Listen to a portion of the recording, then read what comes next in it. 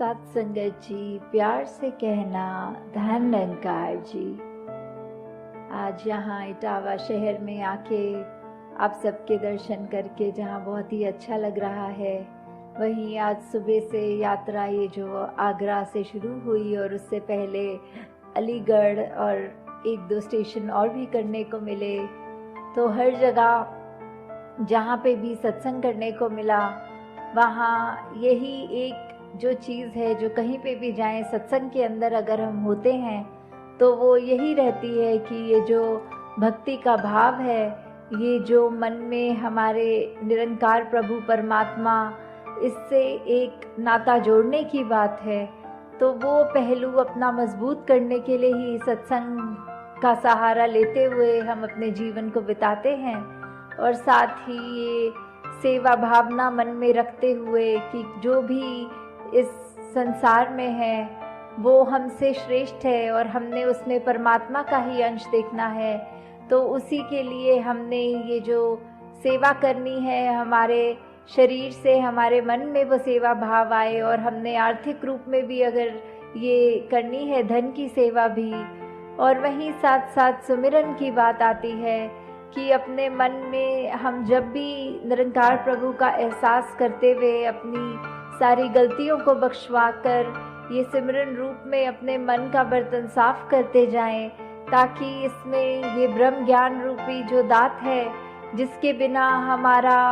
ये जिंदगी अधूरी है, वो सफल नहीं होती, वो ब्रह्म ज्ञान टिक पाए। तो कैसे हमने पल पल अपने जीवन में जो भी कार्य करने हैं वो यही सोचते हुए करने हैं कि हमारी से वही कर्म होए जो हमारे लिए भी ये लाभ दे, हमारे जीवन के पल पल को निखारें, इस परमात्मा के एहसास में रहते हुए हमारा जीवन बीते, और साथ ही हम ये समाज के लिए, संसार के लिए भी फायदे का काम करें और कोई हानि ना पहुंचाएं। हम औरों के आंसू पोंछने के काम आएं, उनको एक आंसू देने के ना आएं। तो कैसे हमने ये सारे मानवीय गुणों को अपने जीवन में उतारना है, हमें कैसे अपने मन को विशाल बनाना है कि कोई हमसे अगर कोई बात करता भी है जो हमारे को अच्छी नहीं लगती, या हमें ये लगता है कि उस व्यक्ति का ये बोलने का तरीका ठीक नहीं था या शब्द अच्छे नहीं बोले, तो उसको भी हमने उसी तरह माफ़ करना है। ना कि हमने ये सोचना है कि उसने मुझे अगर 2 कड़वे वचन बोले हैं तो आगे से मेरे को तो 4 बोलने हैं। ऐसा नहीं हमारे लिए। ये अगर मनुर्भव वाली बात है कि अगर हमें मनुष्य बोलने के लिए क्यों कहा जा रहा है, तन तो हमारा मनुष्य का ही है, तो फिर क्यों मनुष्य बनने के लिए ये आवाज़ आती है? वो इसीलिए कि हम मनुष्य तभी तक हैं जब तक ये सारी ह्यूमन वैल्यूज़, ये मानवीय गुण हमारे अंदर हैं। और कैसे हमने पल पल में अपने एक कैरेक्टर को, अपने जीवन को, अपने व्यवहार को बेहतर करना है। तो वो बेहतरी तभी हमारी मुमकिन है जब हम ये एहसास करेंगे कि ये जीवन हमने, जो ये सांसें हमारी परमात्मा ने हमें दी हैं, उन सांसों को हमने बिताना है तो सुंदर ढंग से बिताना है। हमें अपने आप को उस तरह उपयोग में लाना है कि सिर्फ हम हर एक का उसमें भला ही करें, अपना भी औरों का भी। तो आज यहाँ इटावा शहर में ये जिस तरह आप सत्संग इतनी शांतमय भाव में कर रहे हैं, ये बहुत ही सुखदायी पल है। हमने 3 घंटों से पिछले यही श्रवण किया, जो भी वक्ता बोले, चाहे वो कविता रूप में बोले, गीत रूप में, स्पीच रूप में, कोई भी भाषा का उन्होंने सहारा लिया, तो उन्होंने पहलू हमारे जीवन के वही निखारे कि किस तरह ये जो आत्मा है ये परमात्मा का अंश है, और कैसे हम इस जिंदगी रहते रहते, जीवन जीते जीते ही हम परमात्मा को प्राप्त कर सकते हैं, इस परमात्मा को देखा जा सकता है। और कैसे ही हम अपने जीवन में जब ये परमात्मा को लेकर आते हैं, ये एहसास में रखते हैं, तो कैसे हम सिर्फ ये अपनी ज़िंदगी को और खूबसूरत ही नहीं करते जाते, बल्कि जब ये हमारी मृत्यु का समय होगा, ये आंखें बंद होंगी, तो भी वो एक उसके बाद की भी जो बोलते हैं यात्रा, वो उस अपनी पहचान जब हमने कर ली तो हमें कहाँ से आए हैं, कहाँ जाना है और किस में रहकर ये जीवन बिता रहे हैं, ये सारे सवाल हमारे ये खुद ब खुद हमें इसका जवाब ये सिर्फ ब्रह्म ज्ञान से ही मिल सकता है। तो आज ये हम सब अपने आप की पहचान इस तरह करें कि आत्मा का जो पहचान है वो परमात्मा है। तो अभी जैसे हम इस हरदेव वाणी के शब्द को भी सुन रहे थे तो उसी पे ही, हाँ जी, जिस मन में निरंकार बसा है वो मन मंजिल पाएगा। कि ये मन की अवस्था की बात हो रही है कि एक बार जब ये ब्रह्म ज्ञान प्राप्त हो जाता है, ये हमें रमे राम का पता चल जाता है, ये कैसे कि हमारा जो एक परमात्मा के रूप में हमें ये जो सौगात का एहसास है उसको हमने अपने मन में बसाना है। तो पहले अपने मन से हमें सारी ये द्वेष भावनाओं को हटाना है। अपने मन में जब ये निरंकार को हम टिका पाएंगे, तो निरंकार को जब बसा पाएंगे तो ही हमारा जीवन आगे सुखदायी हो पाएगा। और ये हम अपने मन में इस रूप में हम अपनी ज़िंदगी को जीते जाएं कि ये निरंकार का जो एहसास, ये जो भक्ति में रहकर ये जो विश्वास की बात आती है, जितना हमारा मन स्थिर रहेगा, साफ रहेगा, उतना ही हमारा ये मन के बर्तन में वो निरंकार का प्रभु परमात्मा को हम टिका पाएंगे। और ऐसे ही हमने अपने जीवन को आगे चलाते जाना है। हाँ जी, जिस मन में संसार बसा है वो मन ठोकर खाएगा। तो अब दूसरी तरफ ये बात कर रहे हैं कि एक तरफ तो जहाँ मन में निरंकार बस गया तो जीवन कितना सुखमय हो गया,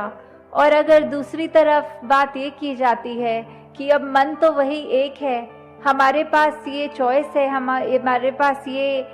ऑप्शन है कि हम उसमें क्या रखना चाहते हैं। ये संसार तो डामाडोल करता है, ये संसार तो क्षण भंगुर है, इस संसार में तो सिर्फ हमें कोई स्थिरता भी नहीं दिखेगी, हर तरफ हर मिनट हमें एक उथल पुथल, एक बेचैनी जहाँ मिल रही है। तो कैसे जीना तो उसी संसार में है, पर कैसे उस संसार का हम असर ना ग्रहण करें, हम कैसे ये माया रूप का अंधकार अपने मन में इतना ना ले लें कि हमें कुछ दिखाई ना दे और ठोकर ही मिले, और उस तरह हम अपने आप को एक बार बार उस दलदल में माया रूप की ये संसार के अपने आप को गिराते रहे। तो जो ये स्थिर है सिर्फ ये परमात्मा है, ये निरंकार है। इस स्थिर के साथ जब हम जुड़ेंगे ये एक रस सहज कायम दायम रहने वाले से, तो कोई भी ये उथल पुथल हमारे जीवन के हम पे वो प्रभाव नहीं छोड़ेंगी। फिर हम इस दुनिया में ही रहकर जैसे अभी तक रह रहे हैं, पर फिर भी इस दुनिया से एक उभर जाते हैं। जैसे अगर एक बात करी जाए कि एक कारपेट होता है, एक गलीचा उस रूप में हमारे पैरों के नीचे जो होता है, तो अगर हम अपनी सिचुएशंस को एक वो कारपेट की तरह समझें कि हम उस कारपेट के ऊपर खड़े हैं, ना कि कारपेट हमारे सर पे होता है, तो कैसा भी वो कारपेट का रंग हो, चाहे वो सुख का रंग हो, दुख का हो, उथल पुथल हो, पर जब तक हम उस गलीचे को अपने पैरों के नीचे रखेंगे हमारे लिए खड़ा होना आसान होगा।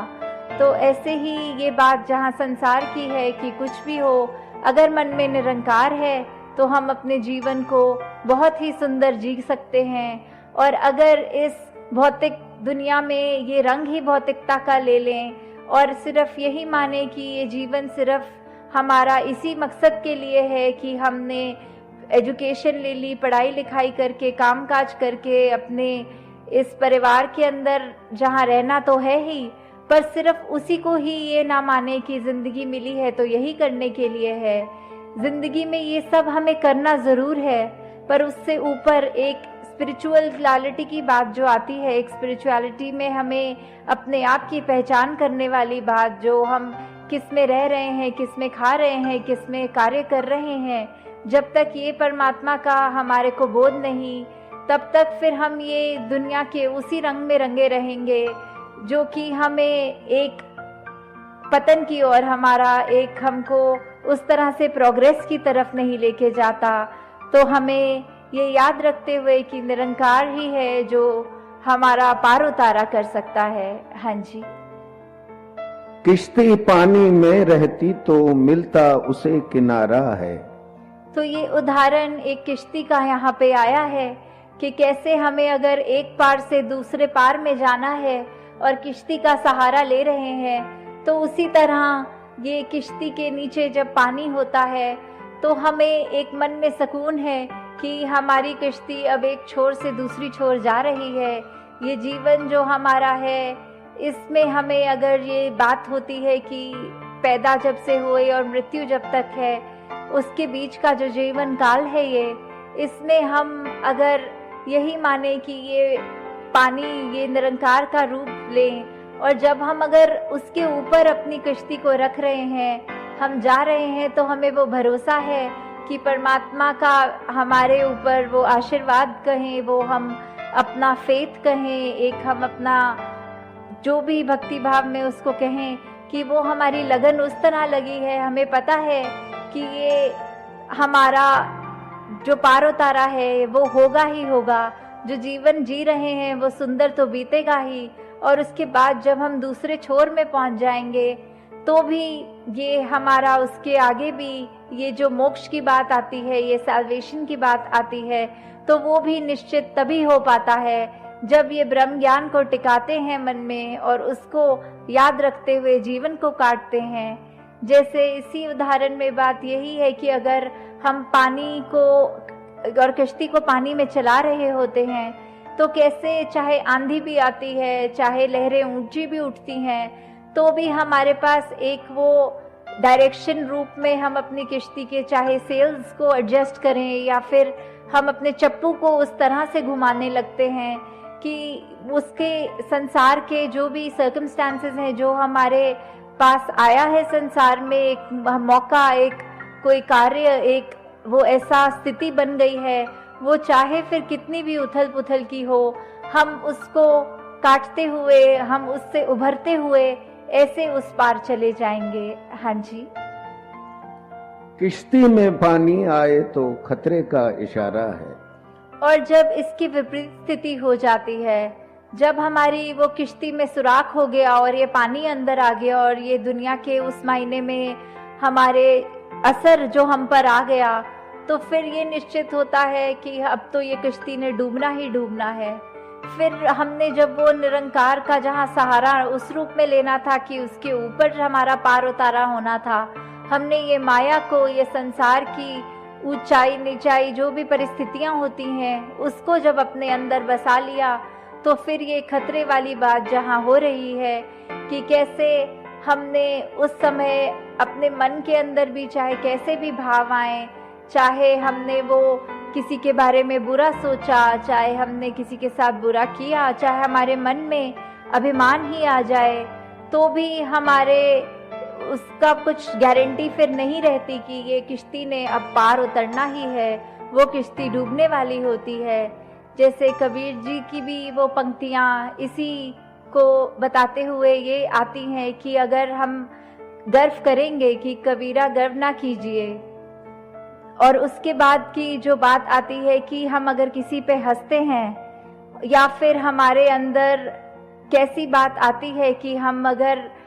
कश्ती में तो बैठे हैं, तो अगर कश्ती हमारी चल रही है तो कुछ भी उस कश्ती में हो सकता है। अगर हम मन में ये अभिमान रखेंगे, ये गर्व रखेंगे, औरों पे उस तरह हंसेंगे,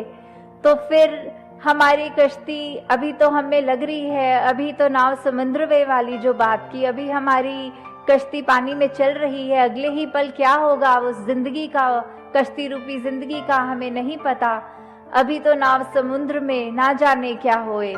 कि कैसे हम किसी भी पल ये तो मान रहे हैं कि हमारी कश्ती ने एक छोर से दूसरे छोर चले जाना है, पर हम ये जब एक अपने मन में अभिमान ले आए, एक हम दूसरों के प्रति बुरी सोच अपने मन में ले आए, तो फिर वो कश्ती ने उसमें पानी आ ही जाना है, वो डूब ही जाएगी। और फिर अब हमें ये गारंटी नहीं है, ये पक्का विश्वास नहीं, हम दावे से नहीं कह सकते कि अब तो हमारा पार उतारा होना ही है। तो फिर चाहे मन की ही वो बात है, मन की अवस्था है, मन की विश्वास की बात कि किस तरह हम परमात्मा का सहारा किस एक वो सीरियसनेस के साथ ले रहे हैं, कैसे पल पल में ले रहे हैं, तो ही ये कश्ती हमारी भव सागर से पार होगी। हाँ जी। चाह अगर है भव सागर से जीवन नैया पार हो, तो कैसे इसी तरह हमारे मन में जो चाहत रहती है कि कैसे हमारा भव सागर से अगर ये ही नैया, जो ये जीवन रूपी नैया ने पार होना है, तो वो जो चाह अगर हम ऐसा चाहते हैं तो उसका सोल्यूशन क्या है? उसका सोल्यूशन तो युगों युगों से ये संत देते ही आ रहे हैं। आज भी जैसे सत्संग में भी संतों ने ये आवाज़ लगाई, और उससे पहले भी जाएं अगर हम, युगों युगों से एक यही बोला जा रहा है कि अगर हम ये परमात्मा को अपने अंग संग देख पाएं, अगर ये हमारे अंदर रमज समझ के हम उसको बसा लें, तो ही हमारा पार उतारा हो सकता है। तो ये जो बात है बहुत ही स्पष्ट शब्दों में युगों युगों से संत, वो चाहे किसी भी टाइम रहे हो, सतयुग में, त्रेता में, द्वापर में या अभी कलयुग में भी, तो बात वही है कि कैसे हम अपने इस जीवन में ये परमात्मा को ला सकते हैं। ये अंगसंग है, पर इसको देखा भी जा सकता है, और देखकर जब अपनी जिंदगी में शामिल करें, और सिर्फ एक बारी के लिए नहीं, ये तमाम उम्र ये एहसास को आगे बढ़ाते रहें, तो सोल्यूशन यही दिया है संतों ने कि कैसे एक भक्ति भरे जीवन में हम जब परमात्मा को डालते हैं तो भक्ति उसी समय पे शुरू होती है। हाँ जी। रहना इस संसार में लेकिन मन में ना संसार हो, तो कैसे संसार अगर हमारे मन में आ जाता है, ये सारी चीजें जो अभी जिक्र हुआ है जिनका, कि किस तरह अगर मन में आ गया तो हमारा एक वो पतन की जहाँ बात आ रही है, पर इसका मतलब ये नहीं कि हमने अब संसार से उठ के कोई एक संसार से अलग हमारी रिस्पॉन्सिबिलिटीज, एक परिवार से अलग होके एक भक्ति निभाने वाली बात करें। नहीं, रहना वही है, इस समाज में ही रहना है, घर परिवार में ही रहना है, और एक उसमें रहकर घर परिवार के अंदर रह के ही भक्ति को हमने अपनी कायम रखना है। संसार से मुंह नहीं मोड़ना, पर संसार में विचलित होते हुए भी उस तरह संसार का प्रभाव नहीं लेना है। हर जगह में जहाँ एक अगर ऐसी बात हो कि हमें अगर गंदगी दिख रही है, तो ये ना हम कहें कि हम अपने ऊपर भी गंदगी ही लेप लगा लें, पर हम वो गंदगी को देखते हुए वो एक झाड़ू की माफिन एक उसको परे कर दें, और एक वो गंदगी जहाँ नजर आ रही है चाहे हमारे संसार में, उसको भी हम कैसे अपने योगदान से साफ बना दें। हाँ जी। जैसे जल में कमल जहाँ में जो ऐसे रह पाता है, और यहाँ वो कमल के फूल की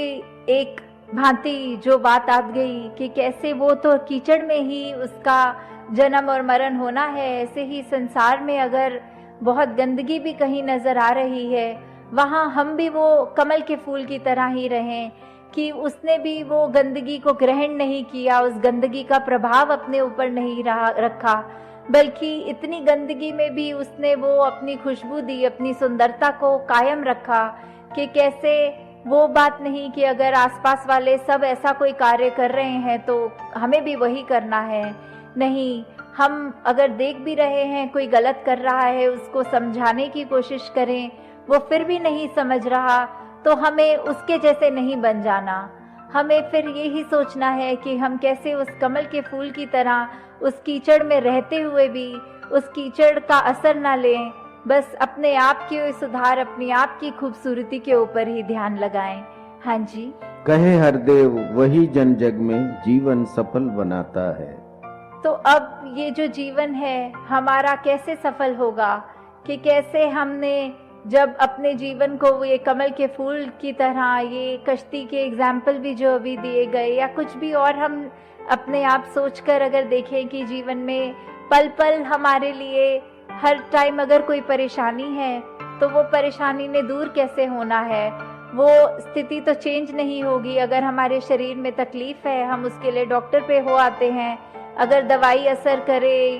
तो आराम आ भी जाता है, नहीं आए तो भी हम उसमें इस परमात्मा को कोसे नहीं, वो अगर परमात्मा ने स्थिति हमारे लिए बनाई है, वो अगर घर में काफ़ी महापुरुष आके कहते हैं संतान नहीं हो रही या कुछ ऐसी बात, तो उसमें भी ये निरंकार का रजा समझें कि कैसे हमारी स्थिति कोई भी हो, परमात्मा ने तो हमेशा भला ही करना है हमारा, तो हम उसमें दुखी ना हो जाएं। बस उसमें भी ये शुक्राना करते हुए अपनी ज़िंदगी को ऐसे एक खूबसूरती में ढालें। इस जो सतवचन की बात होती है, जो एक की जो भी हमारी स्थिति परमात्मा ने हमारे को बना कर दी है, उसमें हमने अपने आप को कैसे एडजस्ट करना है, और कोई हमने कंप्लेन नहीं करनी, कोई एक हमने शिकवा नहीं करना। तो अगर हम अपने जीवन को ऐसे ही बिता पाएंगे तो ही वो जीवन असली मायने में जीवन जिया गया है। तो अंत में यही शुभकामना कि इधर आके जहाँ आप सब संतों ने ये समय सत्संग में बिताया, तो वो सारा समय आप सबको मुबारक है। और कैसे हमने अब आज जो भी सत्संग में सुना उसको अपनी सोच में, अपने व्यवहार में, अपने जीवन में उतारें। तो और कुछ ना कहते हुए दासी इन्हीं शब्दों से आपसे आज्ञा लेगी। साथ संगत जी, धन निरंकार जी।